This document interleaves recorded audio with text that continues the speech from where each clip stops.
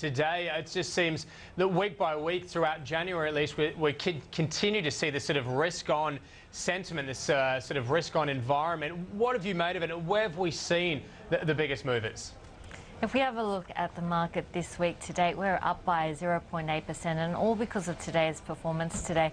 Of course, if we have a look at the market, it is going to be closed tomorrow for Australia Day, and most of the market on holidays for Friday as well, although the ASX is open. So really, today does mark the fourth consecutive week of gains. So every single week in 2012, we have seen a gain by the markets. This week it has been the financial sector which has outperformed, and that's really because of the banking performance today. And I guess one of the things we see when the Aussie dollar is in high demand is some demand for the banks coming through. And the Aussie dollar has been incredible in terms of its strength this week, trading above 105 US cents. It does look like international investors are looking and betting on overweighting Asia and underweighting Europe, and that's been indicated by the strength we've seen in the Aussie dollar. And often those international investors do tend to park their money in high yielding areas like the banks. So the banks really the standout area this week because of the performance today. In fact, if we have a look at the market map today, this is what it looks like, and you can see the area that sticks out like a sore thumb are these four stocks here. They're the big four banks. Just those four stocks managing to account for half the gain on the ASX 200's performance today. 23 points out of the 46 points that we saw on the ASX 200. If we have a look at across the market, though, we did see gains in every sector. The only real sector to show declines is the utility space, but a fantastic performance by the Australian market in 2012 so far, with a gain of 5.3%. Financials really the standout today as well as this week, and the one big loser this week has been Mirabella Nickel. This stock down a massive 23.5% in the last 3 trading days. A lot of brokerage houses very disappointed with the cash costs going up there and absolutely punishing the stock this week. Julia, volumes heading into Australia Day, I imagine most people would think that they'd be quite light, but I understand volumes were pretty good today.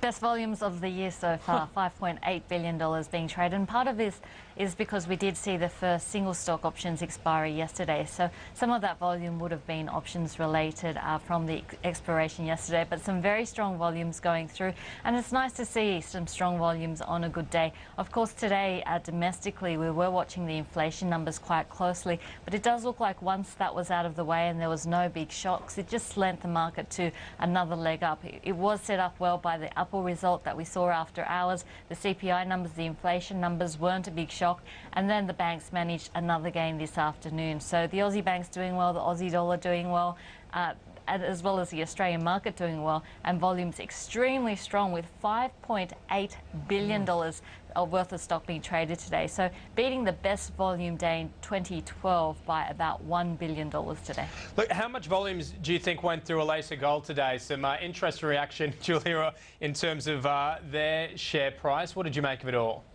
Elasa was one of the worst performing on the market today. A massive fall for this gold miner, down by 10%. Now, this is a gold miner with projects in Turkey as well as in Australia. Remember, this was from the merger of Avoca and Anatolia. So this is also listed on the Canadian markets. And overnight on the Canadian markets, we did have an indication that it was going to be a pretty painful day in Australia. And that's because in Canada, we did see the stock down by 11.6%.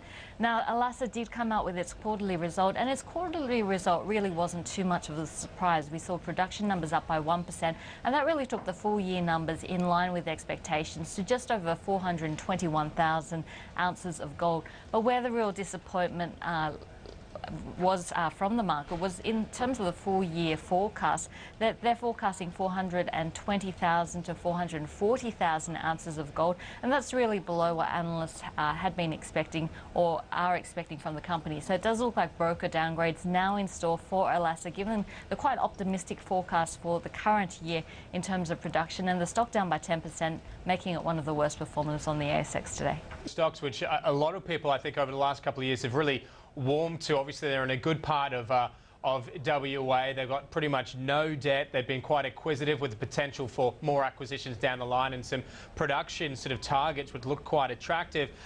However, downgrades today from Atlas, what sort of reaction would you see in the price?